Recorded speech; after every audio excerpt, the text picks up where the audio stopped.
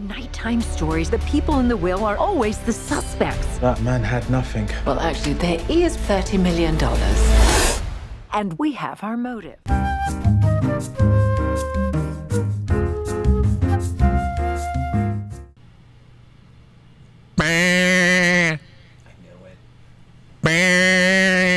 I fucking knew it. What the heck? Boys, I'm back. It's been a month. I had a good break from the podcast, and that time I went to northeastern Europe. I found a monk in the Himalayas of northeastern Europe. There's a second Himalayas up there. And he taught me the way of... we're talking about the Sheep Detectives. I'm Tanner Richard Kraft, and with me I have... Hello, I'm Cody Suizo. I've also been gone for like a month. I'm so glad a German person wrote another book. For a long time, it was just the one. Hi, I'm Austin Zwiebelman. And I've read that other book by the German person, but don't worry. I shook my head the whole time. Yeah, originally, and this is true, we were gonna talk about Mortal Kombat 2 today. I believe all three of us have seen it. Cody and I definitely have seen it. And Cody was the one that wanted it on the schedule, and Cody and I think both generally agreed that it's okay and not any better than the last one. Worse. Yeah, arguably worse, because Cody and I are also the only Cole Young defenders in the world. Pour one out for my boy. Pour one out for my boy that got to get into the Mortal Kombat immediately after Shao Kahn got immortality Raiden powers. Oops. But 2 days after I saw Mortal Kombat 2, and I believe the same day you saw Mortal Kombat 2, Cody, we saw this movie called The Sheep Detectives, and I had heard some mild internet hype for it, a lot of praise on the Twitterverse, as it were, and I was like, I got an evening. Let's check this out. What's up with The Sheep Detectives 2? I didn't know walking into The Sheep Detectives 2 on a whim that I would be about to watch one of the best fucking movies of the year.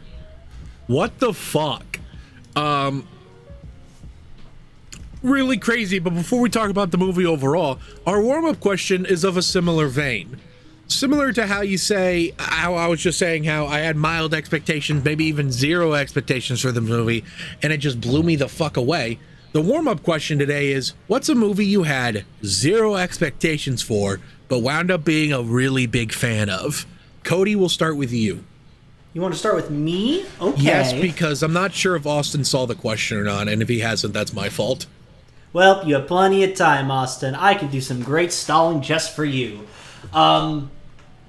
Originally, I was going to say One Battle After Another, because that is a movie I knew pretty much nothing about, and I was goaded into seeing it by Tanner, and it was an amazing movie. But we already did an episode on that, so it would be pretty redundant to go over One Battle After Another again. So you should go watch that after we talk about Sheep Detectives. So I just had to go back in time to 2019 when YouTube movies had just a trough of whatever the fuck. And just, you know, that was bad time. I was just searching for movies like a curious little fish in a pond. Just, if a name sounded familiar or it sounded interesting, I said, sure. What's here on YouTube? Killer Clowns from Outer Space? Sure. I bet it'll be terrible. Let's watch it. Oh wait, this movie's fucking awesome actually. That's my answer, Tanner, is Killer Clowns from Outer Space. Because I never heard of this movie. I didn't even know this movie existed. And it is one of the fun, like, most entertaining horror adjacent, I guess, not horror movies that I've seen. The costume designs look fantastic. The humor's great. The music's really good too. It's one of my favorite kind of weird horrors that I've seen in a hot minute. Back to you, Tanner.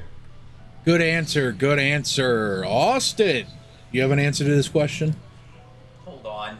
Killer Clowns from Outer Space was one of those movies that scared me shitless as a kid. I can imagine. It was on TV one time, and I saw a clown fucking punch a guy's head off, like Jason Takes Manhattan. And for some reason, that was it. Like 8-year-old Austin, kryptonite. Could not handle Killer Clowns from Outer Space. That was my fucking, like, I watched The Exorcist, I was 7, I was like, this shit ain't scary. Killer Clowns from Outer Space fucking got me.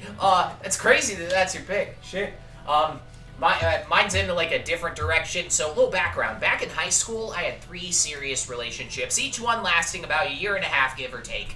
And movie dates. They were one of my favorite things to do because that activity gave you a lot of cover for making out. There were some movies, like I revisited some movies, rare ones, with all 3 of the women I loved as a teenager. Eternal Sunshine of the Spotless Mind, 500 Days of Summer, The Royal Tenenbaums. Make of that what you will. But I'd heard those movies were great beforehand. I knew they were safe bets when I pulled that shit out, okay? There was one outlier, though. A movie that we ordered a copy of for shits and giggles, and it ended up being a certified suburban classic. One of those movies that makes the 60s look like a fun anti-establishment flavored cartoon with a soundtrack that made 14 to 18-year-old Austin go, hell yeah! At the time, I knew this movie as Pirate Radio, directed by the guy who gave us Love Actually, and as a consequence, all of its holiday-themed clones, motherfucking Richard Curtis. But many people around the world know this movie by its significantly shittier UK title, The Boat That Rocked. I refuse to ever call it that.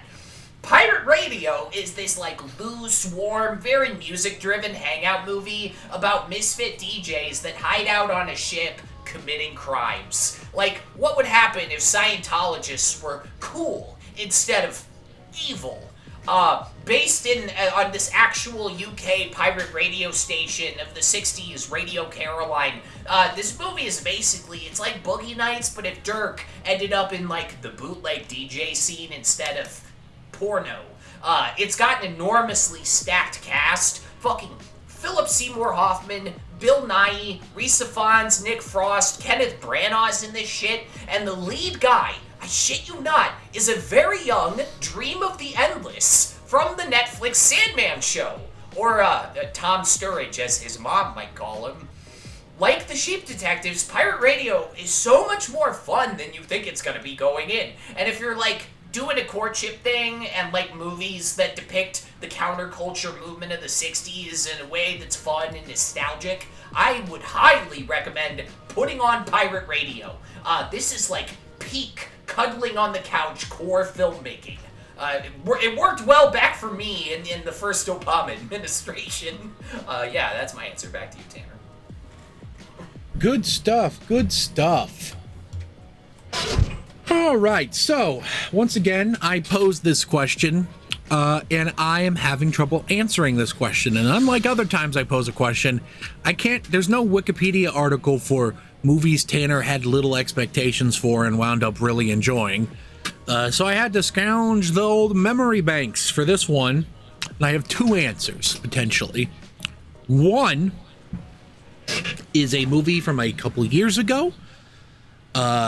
So I'm sure you guys have known in the last couple of years or so, on Mondays at AMC and Marcus and Regal Theaters now, they sometimes have these mystery screenings, which is just, it's a cheap movie ticket. I'm talking like $5. You get in there and you watch the movie, and the catch is you don't know what movie you're about to watch. You can usually, because I live in Central Time, I actually can usually know about an hour in advance because people on the East Coast watching their 7 p.m. showings will post about it, so I can figure it out. I don't always do that, though, because sometimes it's kind of fun to be surprised. And I didn't do it. I don't remember what it was, but it was 2024. And fun fact, Austin happened to be at this screening, too. There was this indie movie distributed by Roadside Attractions. It was a Sundance picture starring one of the love interests from Moonlight, called Exhibiting Forgiveness. I don't know if Austin remembers that one at all, but I had not even fucking heard of that movie before it had started. I had never heard of it before, and I wound up really, really loving it. I think it's a brilliant picture. Amazing performances, and I think it really does interesting dive into forgiveness and trauma and how people can grow, people can change, and you can even forgive people, but that doesn't mean that you can forget what they did. I think the movie handles those nuances incredibly well. It's basically about an artist whose estranged father tries to go back into his life. And the reason he was estranged is because he was an addict. And he was for a very long time. But now he is truly, truly clean again. And just, how do you forgive all that trauma? Especially if you see this man hit your mother and then your mother says you got to forgive him. And shit like that. It's really interesting. It's a great, great, great movie. I fucking loved it. I'm pretty sure Austin was also a big fan when I briefly talked to him about it afterwards. And I thought that was going to be my answer, but I thought to myself, well, okay.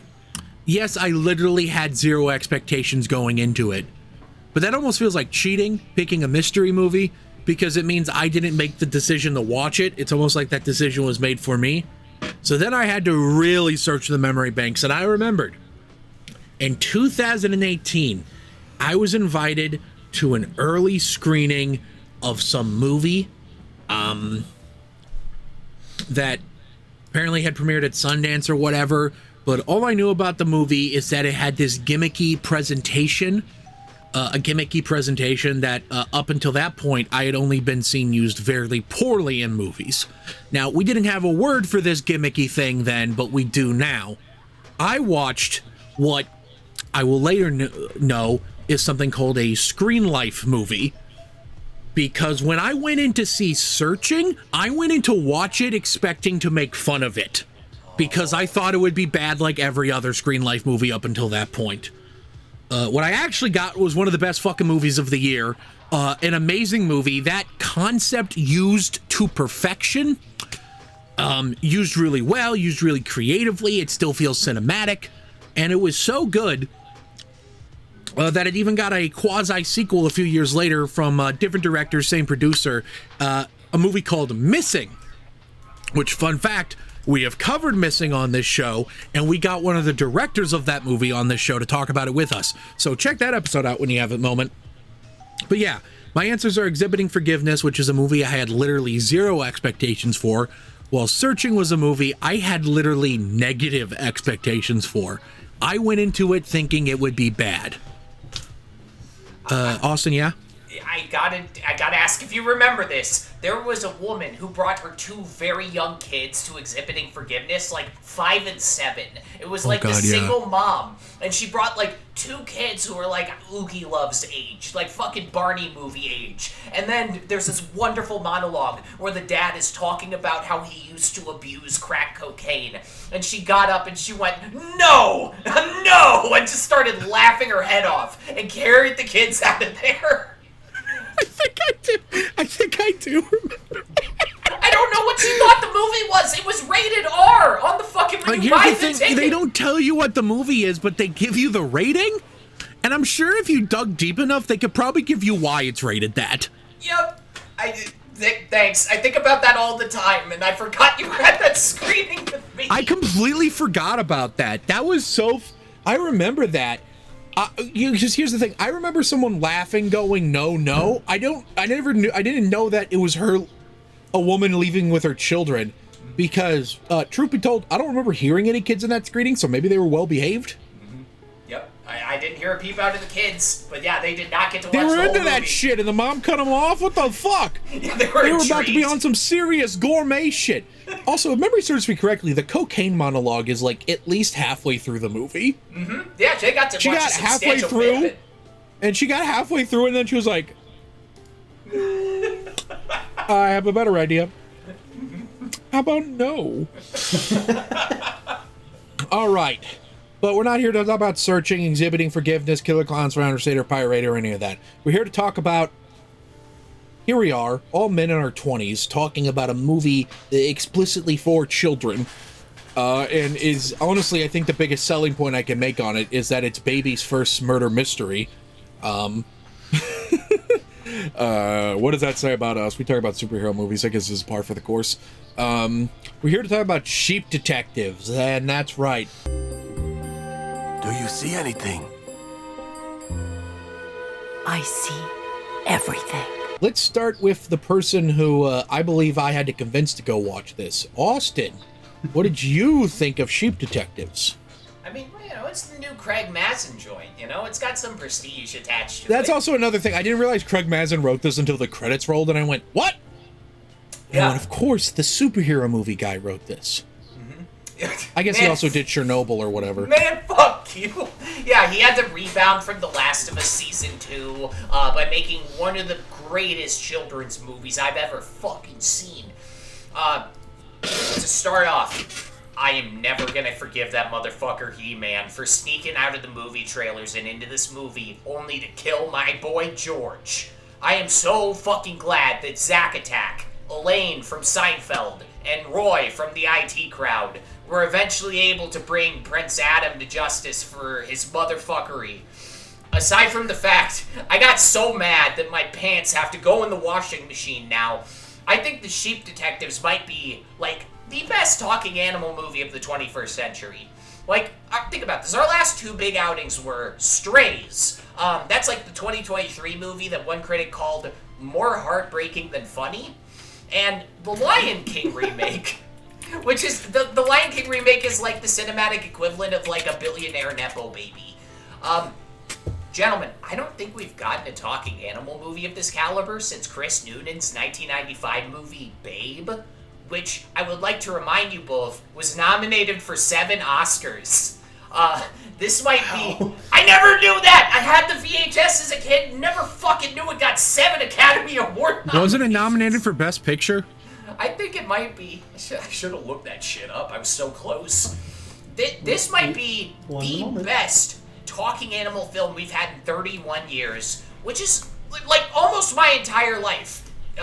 First things first. I heard some cheeky fuckers compare the sequence set on the neighbors, like, kind of part of the meadow to Watership Down. And let me just say, Watership Down is basically Martyrs compared to the Sheep Detectives. That's like saying, oh, you enjoyed Oliver and Company? Go check out Feel a Day. Yeah, it's fucked up. Ethan will know what that means. I would compare this to, like, The Brave Little Toaster, or Charlotte's Web, The Last Unicorn. All dogs go to heaven. They explore what death is in here, and sometimes they go to scary places where the threat of death very much exists, but it's not graphic. Unlike those two fucked up Martin Rosen cartoons, fucking Watership Down and The Plague Dogs. I was telling Sid, this has sort of like a fairy tale quality about it. The part of what sells that is it does have a dark corner of the meadow where the murderers live. There's lots of cozy media, like children's media. It's fairy tale flavored, but it smooths off the real danger. Meanwhile, The Sheep Detectives plays this really wonderful game with the select few dark realities it chooses to incorporate into the film. You have these sheep with this supernatural ability to collectively forget anything that upset them, all at once, following a democratic vote, while this really brilliant reverse, like, bell-ringing sound effect plays. This kind of, like, it's like a shared amnesia toggle is one of those, like, million-dollar plot mechanics that makes you feel really inadequate as a writer for not having thought of it first. It's like Eternal Sunshine of the Sheep Detective mind over here. This makes the film hit so much harder when it's time to solve the mystery, because these poor sheep, they aren't just learning what happened to George. They're also learning murder is real, death is real, and the role sheep typically play outside of George's heavenly little corner of the world he made. Plus, you've got some really great stuff from the two sheep that have been carrying the forgotten knowledge. Sebastian, by choice, and Mopple, due to this rare birth defect. They're the grief keepers. They have great arcs. Sebastian, played by fucking Walter White, keeps trying to convince Lily about the importance of remembering people, even if it's painful, because he thinks that George deserves love from the sheep. And sometimes honoring love, the love you had for somebody, requires remembering the pain of them being gone. But Sebastian himself, he's actually a winter lamb who ran away from his original flock and had to participate in blood sports at the carnival before George finally rescued him. He views George as his shepherd, but he doesn't believe he's a member of George's flock. As the investigation carries on, though, he grows, like, protective of these other sheep. And ultimately, he sacrifices himself to save Mopple and Lily from Caleb's hunting dogs. Sebastian, he becomes the first sheep that Lily chooses to remember after he dies. And thanks to that memory, she sees his face in a cloud at the end of the movie. It's really beautiful. And Mopple, he's the receiver of memory guy from that book, The Giver, that they made us read in school. He begins the fucking story. love that book. He starts off, he's the sole member of the flock that has to contend with trauma. These fucking bastard sheep even ask him not to remind them of unpleasant things, not wanting to know what he is dealing with up there. But after George dies and the investigation begins, this gives him a chance to teach Lily and the other sheep why memories are important. He's described by George in the beginning as his most patient sheep. And that's kind of what makes his character so compelling. While they confirm Mopple is in a completely different solar system from the other sheep emotionally, he always chooses to, like, view his memories as a good thing, and to only fold the other sheep into the mix when the time is right. It's like watching the sheep deal with the seventh stage of that Erickson thingy, generativity versus stagnation. Like, I imagine so many of the older people in our lives have to deal with this shit. When you personally remember so much painful stuff, it really means a lot, finding ways to learn from those memories and guide others around you through similar experiences instead of just getting really depressed. Yeah, this is a really, really phenomenal family film. I know I'm usually making the opposite of this argument, but I am so happy Craig Mazin and Lindsay Duran decided to adapt this dark-ass, fucked-up German book into something that was PG-related and wholesome. I think we have plenty of, like, great adult films about, like, grief and death and memory. But finding a charming way to introduce this stuff to children, these important concepts, it feels like a more constructive thing than making George into a suicidal drug dealer who sleeps around all the time, like in the book. This is a classic example. It's big things in a little package. It's about not judging a book by its cover and never trusting a white person from South Africa. Yeah, I'm giving this an 8.5 out of 10. It's really great. Back to you, Tanner. But, Austin, have you considered SpaceX is worth $17 trillion? I'm going to drain the American public's 401ks. Cody, what do you think of the Sheep Detectives? Oh boy. Well, let's just get it out of the way because, you know, it was one of the first movies that came out in the month of May, and the reviews were right. It is a really bad Animal Farm adaptation. I don't even think there was any pigs in the movie. Like, I don't know what happened here. That's true. Alright, but let's get, let's get serious. I wasn't gonna see this movie. I had no intention to see this movie. I had a pretty stacked slate, all things considered. May was a pretty busy month for movies. But when we were gonna see Mortal Kombat 2, my good buddy Jacob wanted to add a Sheep Detective to the catalog, a little double movie night. And I said, why not? It'll be fun, a little appetizer after the big meal. I was a little worried at first because Mortal Kombat 2 was aggressively mid. So then I had to go watch this movie that I've only seen trailers of that were not very promising. Because it basically played it out like a kid's movie. With as much humor and quality as a normal kid's movie. But then I watched it. It's really fucking good. And I kind of don't know why. Like, the director of this film, Kyle Balda. First off, I checked his page. Yep, he sure is. Exactly, like, look at the last movies he's, like, directed. Minions: The Rise of Gru. Despicable Me 3. Weenie. Like, I'm not gonna judge the movie's quality. I haven't seen them, but, like, they don't come off as prestigious or anything. And yet, The Sheep Detective is probably one of the most charming movies I've seen this entire year.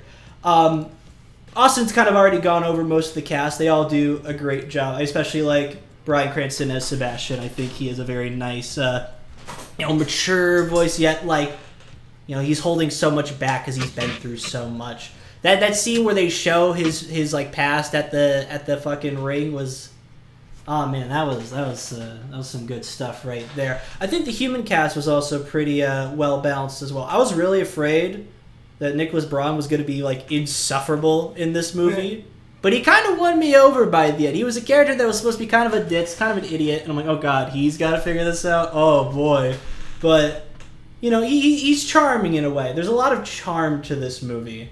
The sheep, when you're told, oh, this is a movie with sheep and they're gonna talk, you already picture that in your head, and you're like, your brain just thinks of like, I think when I think of like a movie that I know is gonna be fully like a lot of effects, my brain just immediately like thinks of like a 2000s movie, and I get scared. I get like the jitters, not in the good way.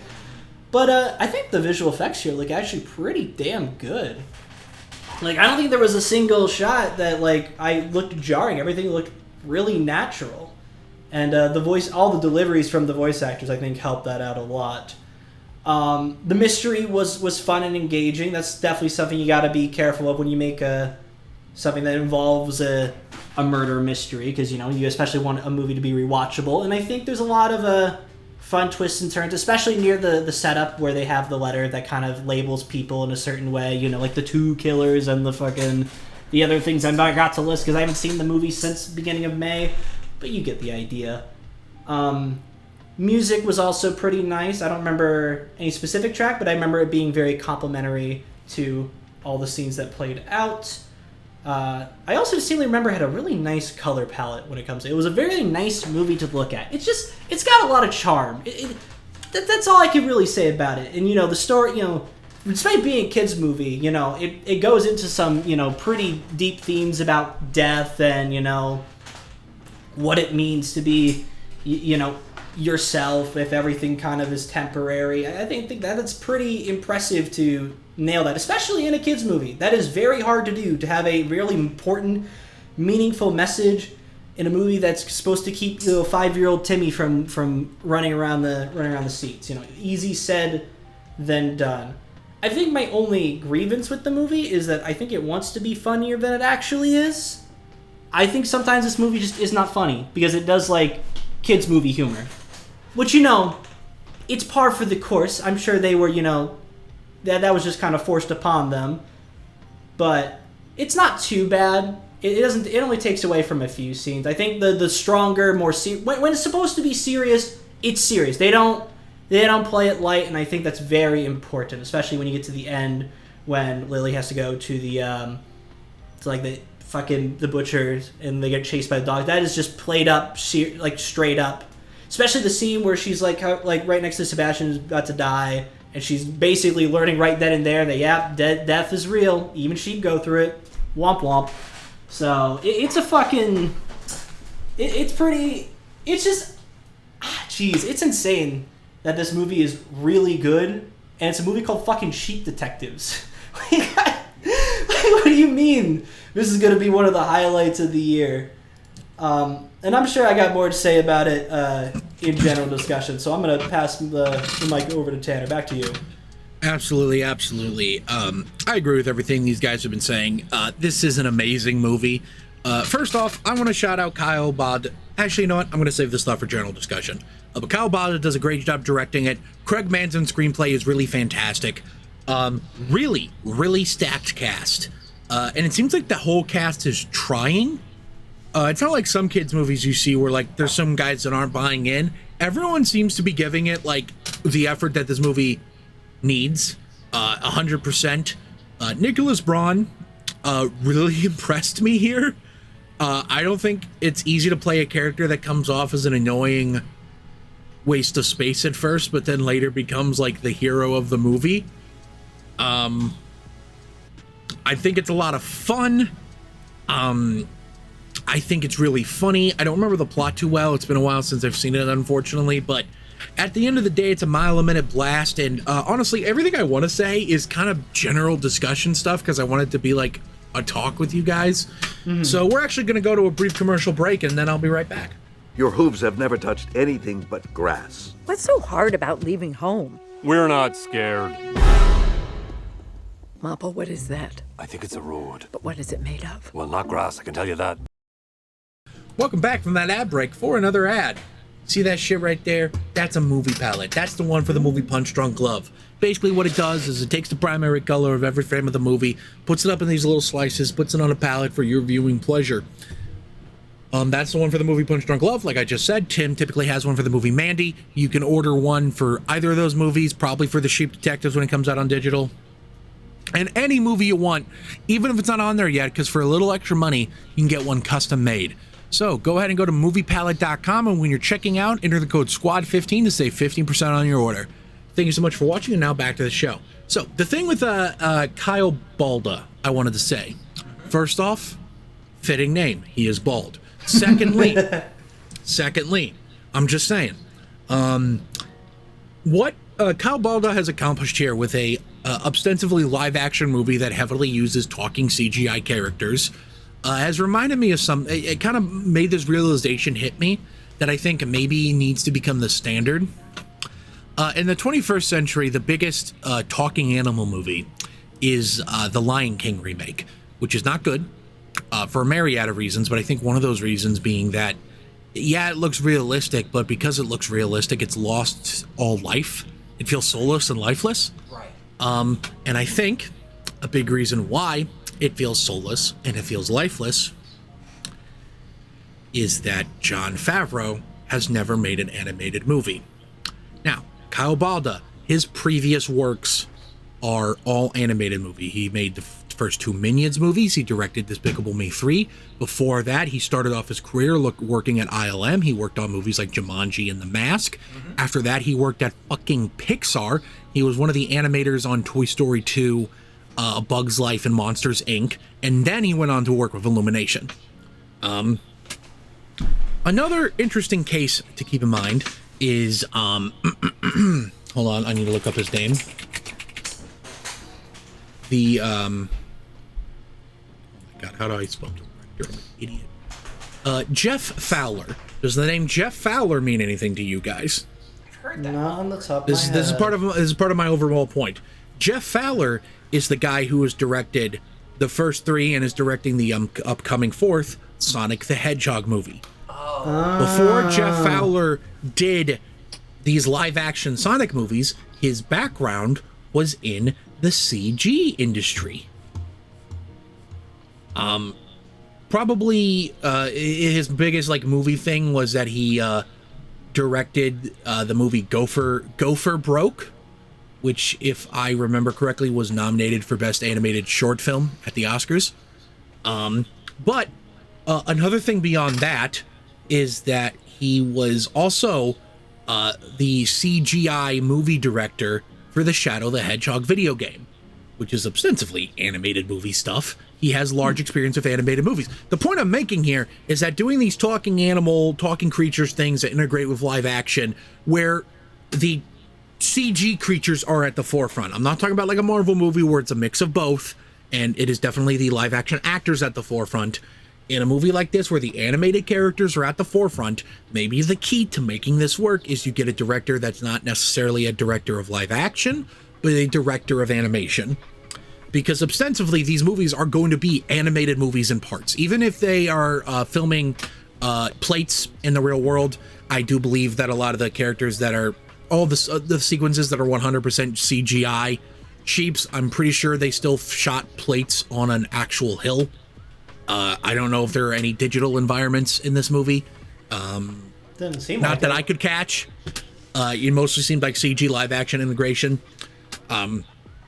Being able to know how to direct scenes like that when there is not a single live action person in the room for large sequences, because again, some of your blockbuster movies will be like that briefly, but not for large swaths like a movie like this is. Maybe the key to a movie like this being good is you don't get a live action director, you get an animation director, because these movies arguably have a lot more in common with animation than live action, even though they are ostensibly live action movies. What do you boys think about that? It might be worth noting that half the films Kyle Balda has directed have made over $1 billion at the box office, if you look into it. That's true. He's a surprisingly big deal for a guy with 1,500 followers on Instagram. I think his background in animation is what kept the budget more in the $75 million range instead of having another fiasco like Cats, where you drop $100 million on something that looks like certified dog shit. They storyboarded a lot on this one. They also got this VFX soup, Oliver Armstrong. This is his second show as VFX supervisor following up. He was the VFX soup on If, the John Krasinski movie. I don't think any of us saw If. I didn't, but I heard it was actually pretty solid.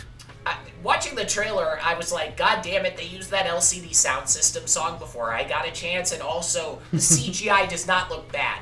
Oliver's been doing like compositing and digital effects shit since like the first Obama administration. He's really good. For the scenes where they had the actors to elaborate on how they filmed the plates, for the scenes where the actors had to touch the sheep, they would do what's called a puppet pass. They'd either have like this big replica sheep for the actors to like look at and act against, or they'd have a partial sheep that was operated by a puppeteer. The way the actors, like, they could stare at and touch it. And then they'd paint over the puppet with CG. The company that did this was Frame Store. They got the workflow for this with the puppet passes and stuff from the HBO show His Dark Materials. That's when they really started working on this. They learned a lot from famous puppet guy William Todd Jones, one of the guys who helped operate Audrey 2 in the Little Shop of Horrors film. So, funny enough, this movie about the sheep got its VFX workflow from the HBO show about the atheist book. But I also, what made this movie's animation work that it didn't work in The Lion King? I was wondering that, because it's like they're both kind of naturalistic, but somehow The Sheep Detectives doesn't fucking blow. You can do naturalistic looking, but still have unrealistic facial expressions. Here's something to keep in mind. Other than fellow great apes and apes in general, there is no species on this planet that is as nearly as expressive with their faces as humans are. And that's a big way that we as humans receive information. Sorry to the fellow autists out there, it's true. It's less what you're saying and more how you're saying it with your face that communicates almost as much. In the Lion King movie, they tried to keep, which is funny because the way they move their mouths are still unrealistic, but they tried to keep the expressions relatively realistic looking, while they don't worry about that as much in this one. Their eyes get wide, they get angry, their eyebrows are really movie. They're not afraid to move. Two things I want to say, by the way, about what you just said real quick. One, they had like a sheep stand-in. The fucking Sonic movies do the same thing. All right! They do. They have a statue on set, so maybe that's another reason why these movies work. And two, the thing you're saying about how, I forget what you said, but whatever movie, If beat to that LCD sound system song before you could get to it. I have told people for a few years now that Oh Green World should be in some kind of movie, and I want you to imagine my fucking response when I saw the Digger trailer for the first time. Fuck. I was like, God damn it, It they hurts. beat me to it. It hurts. Like, I grew up and I was like telling everybody, like, All My Friends is the best LCD sound system song. There's something about it. And I was like, it's safe. It's like a 10-minute, what the fuck is this song even? And then the stupid fucking John Krasinski movie trailer got my ass. So, yeah. I feel like every filmmaker has that song where they're like, I'm going to be the first one to put this in a movie. It's really good. If anyone ever beats me to using LCD sound systems, New York, I love you, but you're bringing me down in a rom-com, if anyone beats me to that, I'm going to kill myself. You heard it here first, folks. If you beat me to it, I will kill myself. There's one trailer editor watching this right now, like looking at it, it's like, oh, fuck, shit. Oh, no. I'm cooked, boys. The guy making But no, I've been saying, because here's the thing. When you ask people about Gorilla songs, 95% of people, they're going to say Clint Eastwood or Feel Good Inc. And to be fair, those are amazing songs. But Oh Green World is also a fucking amazing song. And it's really interesting sounding. Oh, yeah. So I thought it'd be great for... I never figured out what movie it could be used for, but... Alejandro and Ritu beat me to it. Cody, I haven't heard you talk about this animation director and live action thing. I mean, you guys kind of covered it pretty thoroughly, but, you know, you kind of put it best, Tanner, when it's more, like, expressive, it allows the face to be more believable and to be more convincing for the audience. And I'm kind of glad that we're, for the most part, done with the whole realistic-looking CGI, because that was something that, like, kind of carried over into the 2010s when everything started looking good, where it's like, we can make anything. We're going to make this shit as realistic as possible, when you take everything that's cartoonish and fantasy-like and, you know, all that sort of shit and make it look as realistic as possible, it doesn't look very good. Because it wasn't made with that in mind, you know? The eyes need to move, the mouth needs to do this. Like, it's just, there's a lot of effects to it. Sometimes it looks good, but sometimes it looks bad. I think allowing it to be more expressive is just better overall, especially when the voice cast delivers as well as they do here. It definitely sells the effect, because you can have like a really good voice line, but if the CG looks just very stock, then it's like it's gonna look like a puppet. It doesn't look good, and vice versa. If you have really good animation, but the voice acting doesn't hold up, then you're just kind of wasting your budget there. A lot of really good animated films nowadays have this an ensemble of voice actors that are just here for a paycheck and don't give a shit. You know, it's just a waste of the art. And I'm glad that we found a happy balance with a few movies, and Sheep Detectives is definitely one of them. It's interesting you talk about how for a while there these CG movies are so focused on looking like hyper realistic. I think while there were a lot of amazing, and I'm talking amazing CG animated films released from American studios in the 2010s. There were a lot of great ones. It was starting to feel a little samey. So much so that people convinced themselves, and I know people, these people exist, you might be friends with one of them. There are people out there who will look you in the eyes and say Hotel Transylvania is a masterpiece just because it's one of the few big American movies, cartoon movies of the 2010s that remember that it's a cartoon. They will look you in the eyes and tell you it's a masterpiece. All it took was for one character to have a bit of squash and stretch, and people thought it was a really good... Listen, that's why fucking Spider-Verse hit theaters like crack in the 80s. Thank God it did, because it's been fixing things. Look at Toy Story 5. You know, this is actually a perfect example. I watched Toy Story 4 in theaters, right? A lot of people did. It made over $1 billion. I really like Toy Story 4. I love Toy Story 4. I love all the Toy Story movies. I think Toy Story 4 is a great movie. The opening sequence of that movie, whatever. Toy Story 4, the opening sequence of that movie that takes place in like a flashback where Bo Peep goes missing, and there's a big rainstorm, and you see these like running streams of water. When I watched that movie in theaters, I fucking convinced myself that they shot a water plate for some fucking reason, because it looked like real water. I'm saying this looked more real than the water in Avatar 2. I still think it is the most realistic water I've ever seen in a movie. It's the first water I've seen look better than the water in Super Mario Sunshine. This is true.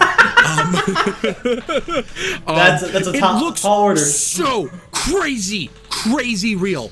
And then there are other scenes like the cat in Toy Story 4, especially the way that the light hits it and you see these dust particles in the air.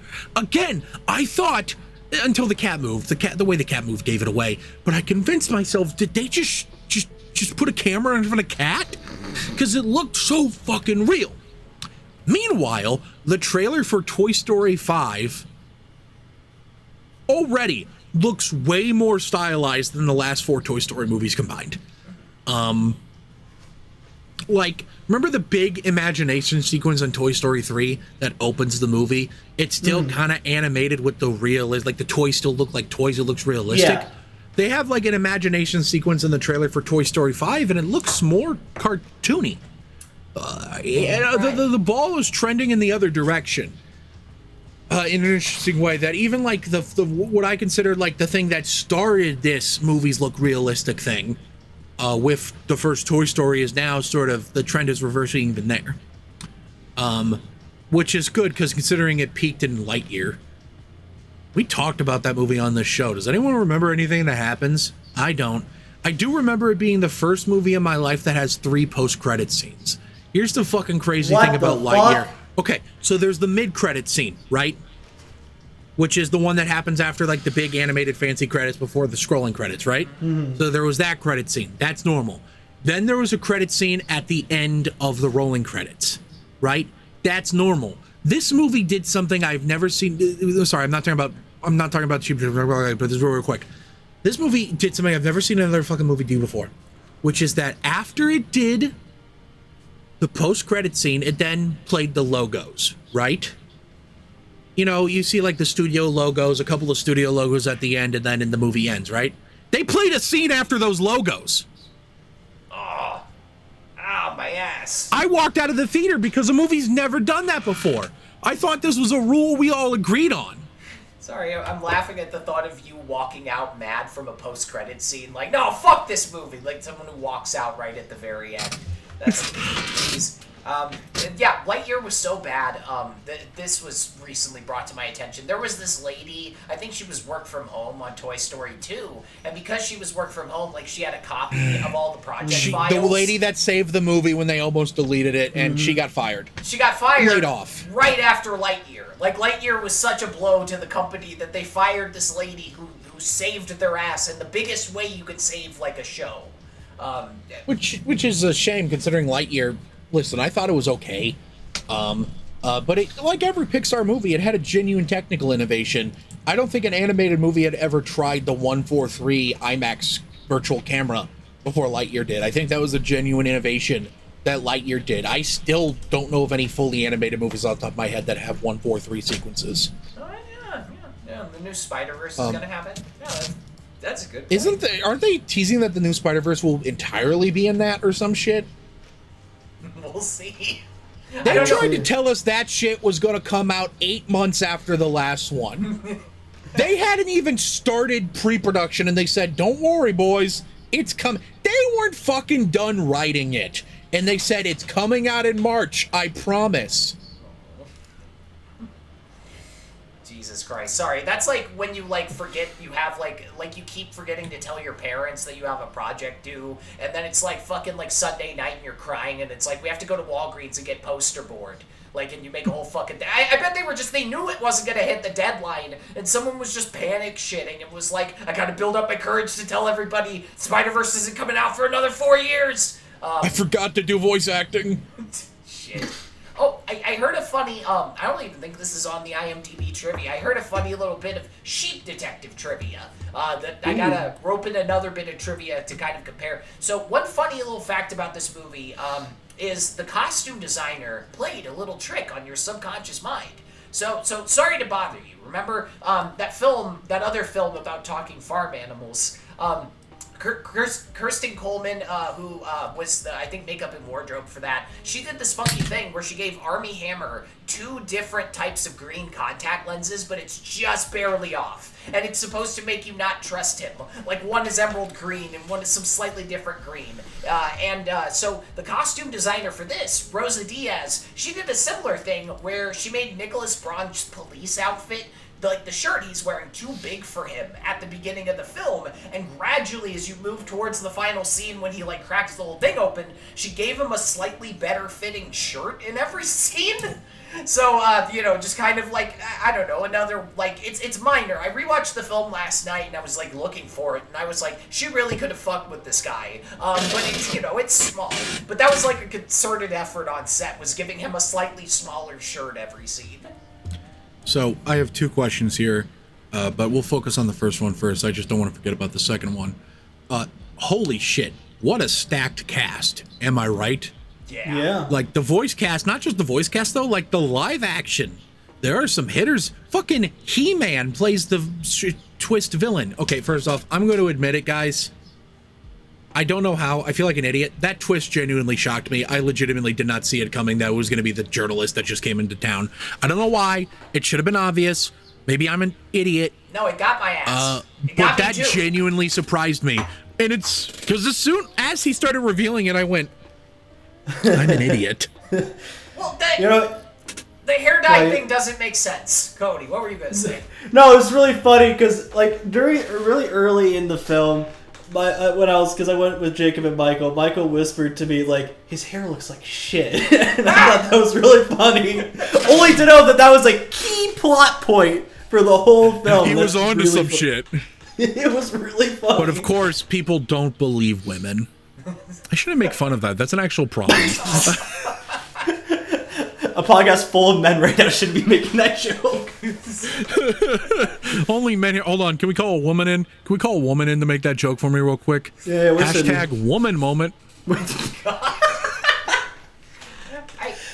The twist, I cannot believe, like, he walked out of the will reading and then immediately the one character, like, comes on over the phone. I was fucking slapping my face on the whole He didn't even leave the house. He did that Like, shit in the other room. How did that not occur to me? That should have been obvious. That should have been a giveaway. Every other character had, like, a normal, like, here's this person, you know, like a normal rollout at a certain speed, except for the son, who's just suddenly here on the phone, and we're like, yeah, that's normal. This is fine. And he's gonna get $1 billion. Well, maybe he didn't want to fucking fly, I guess. That's fine. Yeah, I fucking missed it. Okay, what kind of Temu hair dye do you get where in the rain, after it's already set in your hair and it's been dried, where in the rain it comes off as a fucking additive color that mixes with stuff? I've never in my life. I'm sorry. It doesn't make sense unless he's like using that like, where the fuck did you come from, turtle? Oh, animal. Like the movie. Sorry, my cat just like suddenly appeared under me and it shocked me. Maybe he's like, it would have made sense because it makes your hair stiff, but you know they like make hair dye in a can that like you can spray on your hair. Maybe if you use that shit's supposed to come out with water. Right. Interesting. Has anyone ever tried dyeing their hair with Kool-Aid? I tried doing that once. No, I like my hair the way it is. It doesn't really work that well. Yeah, listen. She's no shit. It works sometimes for some people. Well, not most people. Yeah. Anyway, best performance. What do we think?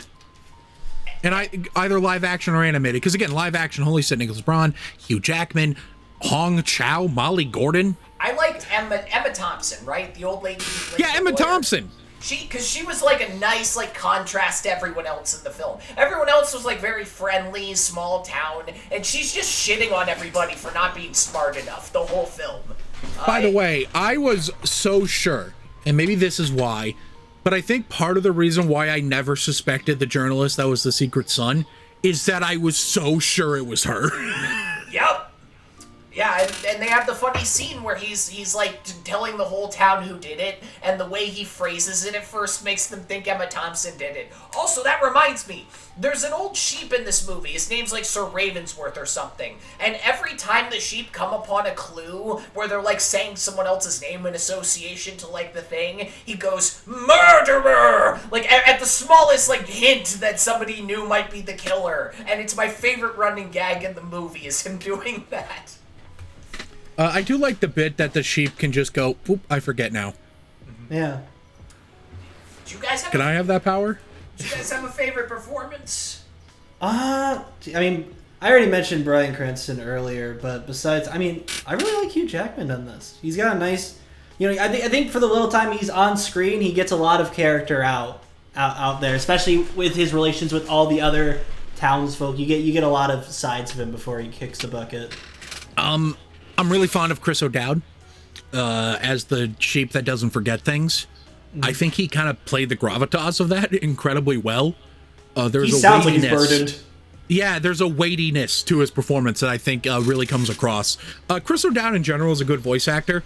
Because here's the thing. I think a lot of people misunderstand what the problem with these like celebrity-heavy voice acting movies can be. Granted, I still generally think that people that are voice actors first are the best choice for these roles always.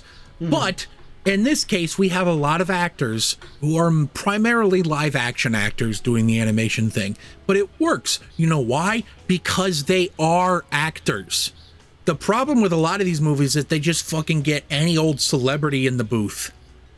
And they're like, here, man, put a mic in your face. And I'm sorry, unless you're the fucking Safdie brothers and you say, Kevin O'Leary, we're going to make you a good performer, that doesn't really work. You can't just put a microphone in front of Kim Kardashian and get gravitas. Some actors are like face actors, or they're like, like they have a full body thing or going on, or like they're good at like some accents. Not all actors do funky shit with their voice. Like actors have different things they excel at. So Zendaya as Michi is gonna fall flat, Yeah, that's another thing. Zendaya is a talented actor, but I think it's not in her affliction or delivery. It's in a lot of her physicality, I think, is what makes Zendaya truly stand out. She's incredibly gifted with her physicality and her expression, and the sort of micro expressions she does, I think, is really impressive. And meanwhile, everyone in this cast are fantastic voice actors, along with being great live action actors. Cranston, Julie Louis-Dreyfus is an incredible actor. It also helps that a lot of these actors have comedic backgrounds, which I do think lends itself better to voice acting than dramatic acting does, because comedy can be a bit over the top, and sometimes you have to be over the top with animation. And even the ones that don't, Bryan Cranston does have comedy experience, but even if he didn't, I think his first major role was he did the English dub for a bunch of Power Ranger villains back in the 90s for the Mighty Morphin show. Yeah, he dubbed a lot of those villains. It was a big talking point when he played Zordon in the 2017 movie. Good movie, by the way. He was also the dentist in Seinfeld. Bryan Cranston was in Seinfeld. And then also, Malcolm in the Middle is a big comedy, and he always goes for it. Bryan Cranston is a committed actor. He always goes for it. But yeah, Chris O'Dowd is probably my favorite performance in a movie full of good performances. Now, here's the second question I wanted to ask earlier, boys. Nicholas Braun, the detective in this movie. ACAB still apply here, boys? What do we think? I knew you were going to do this. Does ACAB include Nicholas Braun? He imprisons the wrong woman. He's ready to convict the daughter of the murdered guy for a crime she didn't commit. I am going to say ACAB applies in this case. But, counter-argument, if I may. When presented with new information, he does change his mind. That is not very Meanwhile, there was a big thing in the news lately when this cop pulled this woman over, and the reason he pulled this woman over, and he tells her this, is because I saw you using your phone with your right hand, only for the woman to reveal she doesn't fucking have a right hand. And the cop, when presented with this information, still gave her a ticket, still doubled down on it, refused to acknowledge that he was wrong. Wow. And then the body cam footage came out and the case was settled. The lawsuit was settled. Surprise! Whoa. You didn't have probable cause anymore when you saw that she didn't have a right hand. Okay, but he was ready to not declare this a murder until the murderer told him, like, hey, you should look inside the caravan. Maybe this is a murder. All right, this guy, I don't know if he should be police. I get that he had the right thing in the end, but think about, he needed help from sheep. He couldn't figure it out until the That's sheep. true. But in these tiny, small towns, the cop is honestly less a cop and more of just a guy that helps settle arguments. That's like the sheriff's real job in a town like this, is when like Phil and Steve get into a fucking argument at the hardware store again, and you have to go in there and talk about their perspectives and try to get to the bottom of it. And be like, all right, Phil, you do this, Steve, you do this. That's the cop's real job in a town like that, is just to tell people what to do to settle arguments. They're not supposed to solve murders. You're right. You're right. Like, it's not his fault. This is not the job he was hired for. Cody, does ACAB apply to this policeman? Listen, man. When the great cop wars begin, and I have my gun out, I might hesitate when I see Tim Berry, but I think he'll appreciate my hesitation. I appreciate the hesitation, though, brother. You'll give him a knowing wink before the screen goes black and the credits roll on his life. You'll say, see you around, kid. By the way, Nicholas Braun is an American. What? He is? What? I just need to point that out. Nicholas Braun is an American. Never mind, you made my job easier. I wanted the Rams. And he did that accent as an American. Pretty impressive. The male Rams in this, Ronnie and Reggie. Brett Goldstein. They're named after the Cray twins. Modern audiences will know the Cray twins as the character Tom Hardy played in that 2015 movie Legend, where he goes, like a Western, That fucking movie. They named the Rams after the deadly, East London gangsters, which is, yeah, it's quaint. Hugh Jackman had a sense of humor when he was naming his sheep. Thought that was fun. Oh, biggest laugh. That's good. Biggest laugh. Did you guys get a bigger laugh than the fucking chicken crossing the road? That fucking obliterated. That did fucking kill me. Okay, you want to know something? Actually, this does remind me of something that pissed me off. So, I'll be honest, the fucking sheep movie made me cry multiple times. Yeah? And the thing that really pissed me off is when Bryan Cranston's character dies, whose name escapes me, Sebastian. Yeah. When he dies after sacrificing himself to save the others, and he literally, he stops breathing, he dies. Like, I guess borderline in the main character's arms, except there's no arms. You know what I mean?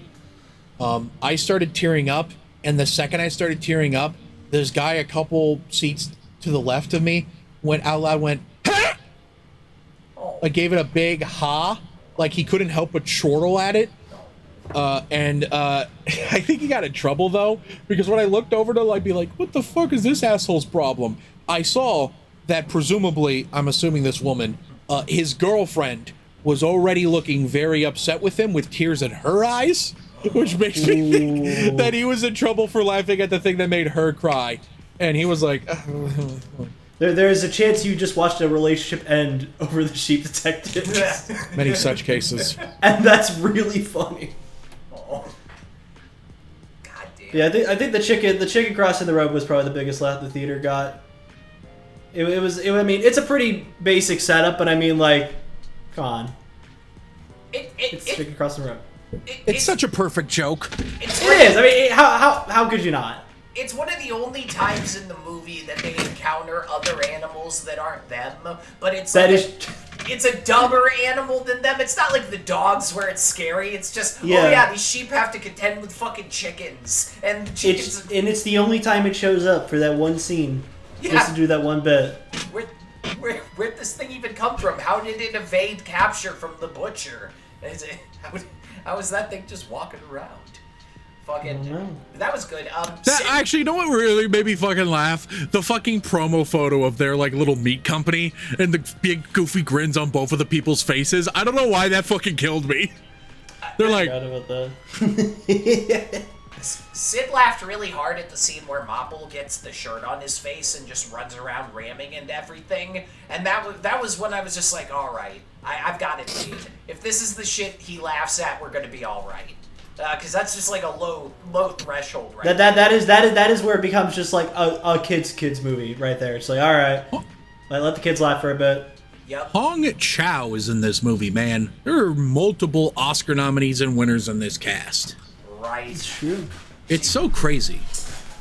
She plays the spurned lover who they set up at the beginning of the movie to seem like the loiterer. Because when she finds out he's sending letters to other bitches, she fucking does that thing from Fantastic Mr. Fox where she fucking destroys the whole room. It's so funny that Hugh Jackman wrote a letter. Actually, I guess it wouldn't be Hugh Jackman. It's so funny that... Actually, I can't remember. Was she mad because she wasn't told about the kid or because she thought it was a daughter or she thought it was a lover when she read it? I couldn't remember.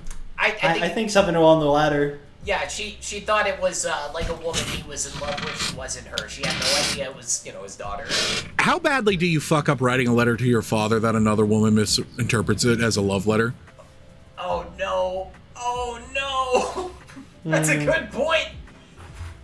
Yeah, she read that whole thing and was just like, he's getting some. And little does she know, that's his project. He got some a long time ago.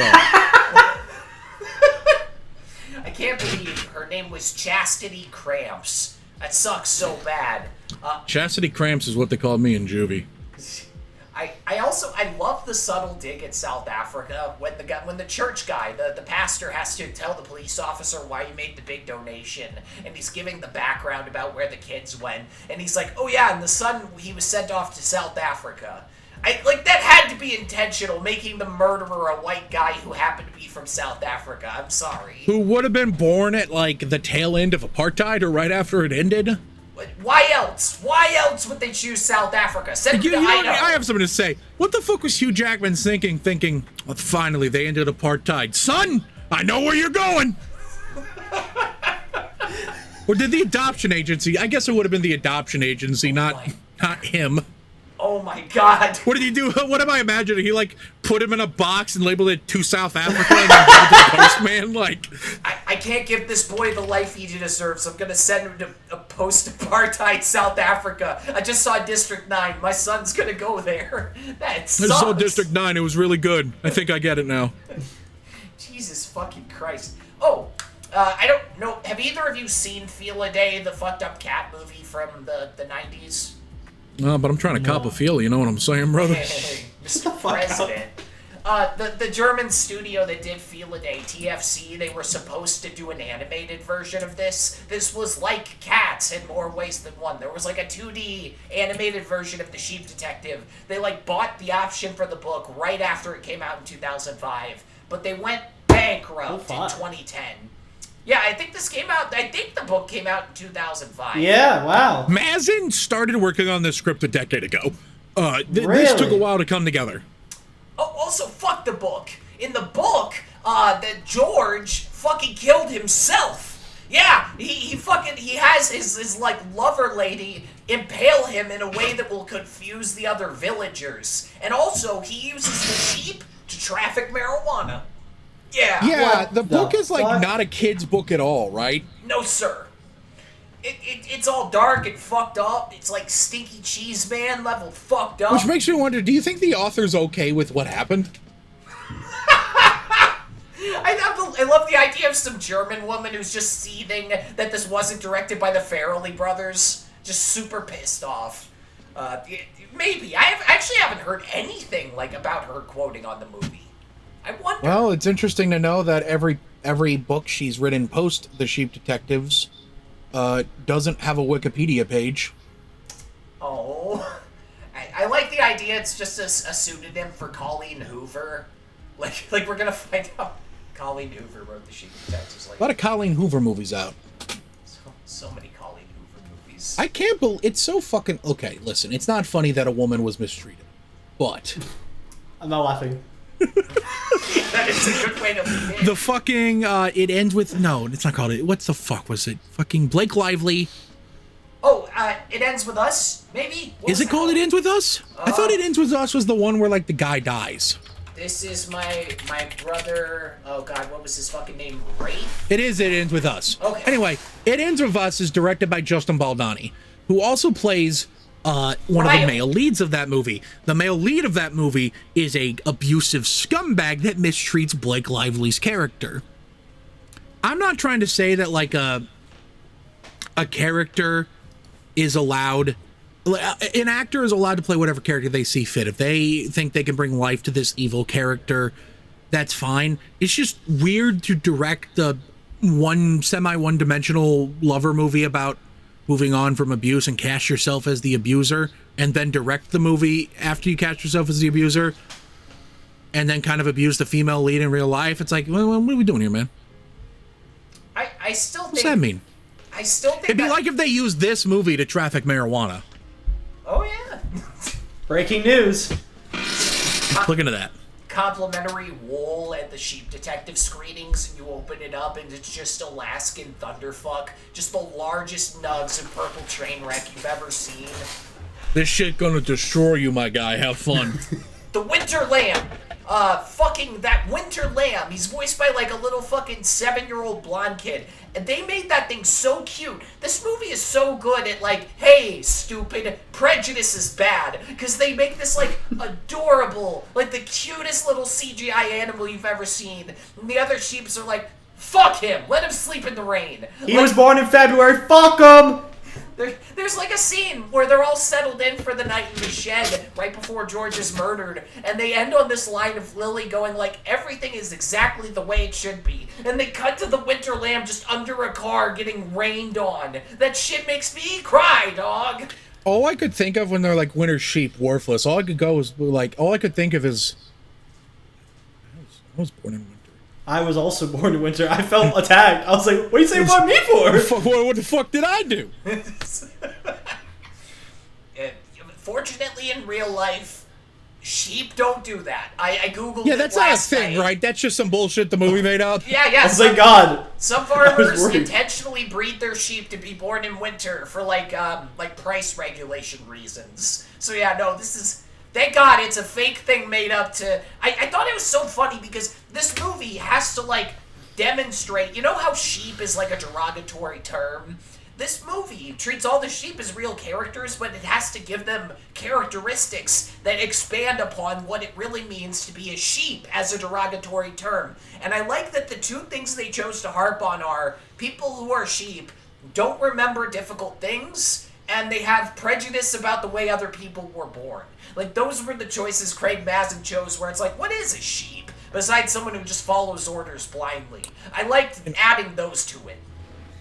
In hindsight, it should have been obvious that a winter lamb isn't real. Sheeps don't have a concept of months. No, there's got to be some bullshit in nature where like some like frog knows that oh, you're a spring frog. Kill yourself, I guess. There's got to be some bullshit out there. Sounds like some bullshit penguins would do, or like... Oh, absolutely. Wait, that is 100% one of the a million penguin thing. excuses pandas would do to be like, I don't want to breed. I was born in August, I will not be breeding. You were born. It's so fucking funny that all across the world, these scientists are like, please, we've given you 1 million panda women. Please fuck one. And the male panda goes, I don't want it. I want it. My brother, just another me. Good God. Felt that. Is there another animal, like, because this feels like one of those movies. I think sheeps are the only animals. This feels like one of those movies where I'd be really fucking mad if they made a sequel. I don't know if this made enough money at the box office. No. To make a sequel. It cost $75 million and it just cost 100. It just crossed 100 million worldwide. Okay, so we're not getting a sequel.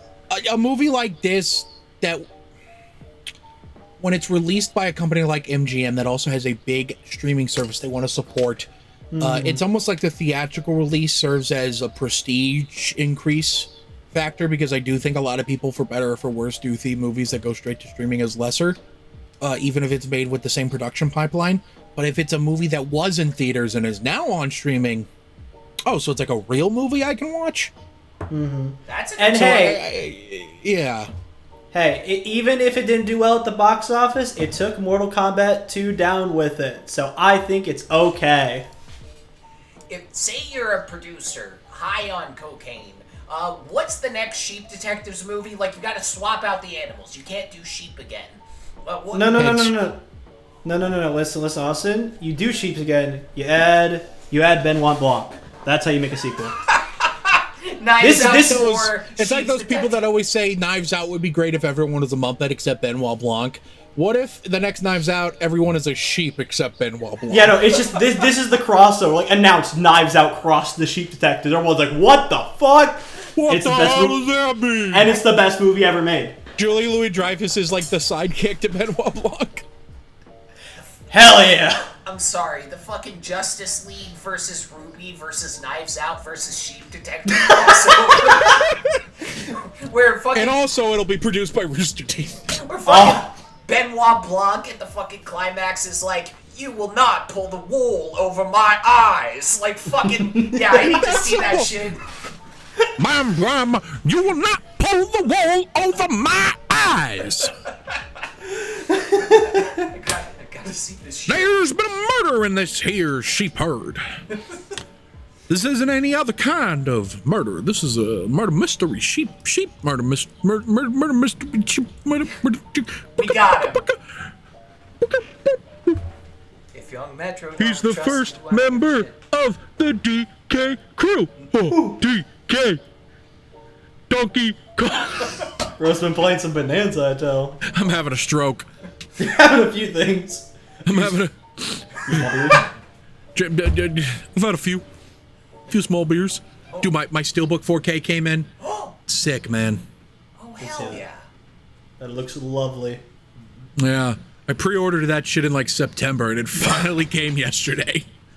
Honestly, Awesome. That would be a funny thing to frame, is just that picture of the pregnant woman with the automatic rifle. Like, put it in a nice frame on, like, a mantle somewhere for guests to see. Yeah, I didn't realize that was going to be the Steelbook cover. I kind of felt pissed off about that, actually. It's a choice. Welcome. The Boogie Nights 4K, not proud to put that anywhere either. The cover looks like trash. What if the Boogie Nights 4K was just a shot at the end of Mark Wahlberg looking at his penis in the mirror? By the way, you know Mark Wahlberg is acting in Boogie Nights because when a guy acts gay around him, he doesn't immediately commit a hate crime. Ooh. Ooh. Oh my god. You notice how Mark Wahlberg's never acted with a Vietnamese person? Makes you think. We're at, Google Mark Wahlberg Vietnamese to learn more. we're at 1:15. Cody, final thoughts on the Sheep Detectives. Final thoughts. It's crazy that in a month where there was Mortal Kombat and a new Star Wars, that the best film that came out of that month was The Sheep Detective. Asterisk, I saw the Backrooms in June, so it doesn't count for me. The Sheep Detectives is very charming, very nice looking. Go watch. I mean, it's probably going to be on streaming by now, so go watch it. It's a great time. Back to you. Austin, final thoughts on the Sheep Detectives. I am so excited to add The Sheep Detectives to my list of films like Lethal Weapon 2, District 9, all media with Elon Musk in it, a list titled Hard Proof That White South Africans Are Inherently Evil. Fuck He-Man again for executing my boy George and trying to get the sheep killed. This is like early Pixar levels of family film greatness, and I hope someday I will get the chance to show this to my own kids so that they can understand the inevitability of death. Back to you, Tim. Good stuff. Good stuff. Yeah, I fucking love this movie. It's one of the best movies of the year. I think it's my 5th favorite movie of the year so far. I think the only movies I have above it are Project Hail Mary, obviously, Nirvana, the band, the show, the movie, and Obsession, which we may or may not be talking about that later this year. Stay tuned for that. But no, I fucking love this movie. Great cast, great performance, great mystery. It's a perfect kids movie, but even if you're an adult, I think there's a lot of enjoyment to be made from this. 5 stars, baby, 5 stars. Yeah, just this is the best sheep-related murder mystery I've ever watched. But you know who else is involved in a great sheep-related murder mystery? Oh. You, the person watching / listening to this episode of Bomb Squad Matinee. If you are listening on any of the audio platforms we're on, thank you so much for tuning in. We really appreciate it. How about you leave us a review? It helps boost us in the algorithm or something. I don't know. I just work here. And if you are listening, how about you mosey on down over to our Patreon, where the $5 track gets you access to the occasional commentary track, and the $10 tier gets you access to a shout out at the end of the episode. So special shout out my mom, Tanya Kraft.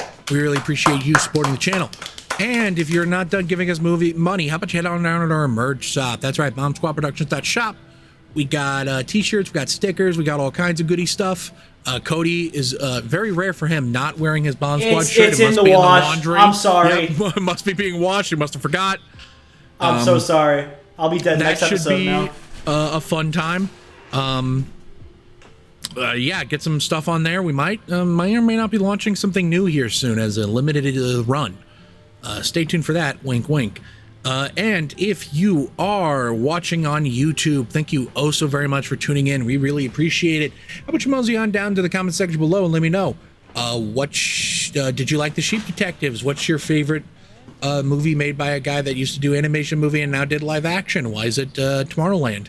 What's your favorite sheep? What do you think a Sheep Detectives 2 would look like? And finally, comment below and let me know. What do you think of Animal Farm? Yeah, comment that below and let me know. And while you're Just down there, any hit of the them? like button. Yeah, just any of them. The book, the new movie, any of them. And while you're down there, hit the like button so you know how much you like us. Hit the subscribe button so you know how much you love us. Hit the bell icon to know exactly when we upload new videos. Thank you so much for watching. Tune in next time when we talk about I'm going out on a limb here. I have no reason to think this is true other than I think it is. What I think is Austin's favorite movie of the year so far, Marxism Ray, the movie, aka I Love Boosters. Is that your favorite movie of the year so far? No. I should have known. You'll have to find out. Obsession, baby. I'm sorry, but I Oh, love my Boosters man, is my up man, there. put it in That's there, where put it it in there, is. baby. That's what I'm talking about. Sure. I Love Boosters is one of my favorites and is my fourth favorite movie of the year. Is the movie that knocked this movie out of my top 4. So, should be a lot of fun. We'll talk about it then. We should have a special guest. It's going to be a fun time. We'll have fun with it. This is also going to be getting a run of a... after this movie, we'll do 2 throwbacks, and then it's like 2 straight months of talking about just new movies. So that should be a lot of fun. We'll see you then. Don't do any murders that a sheep can witness. Bye.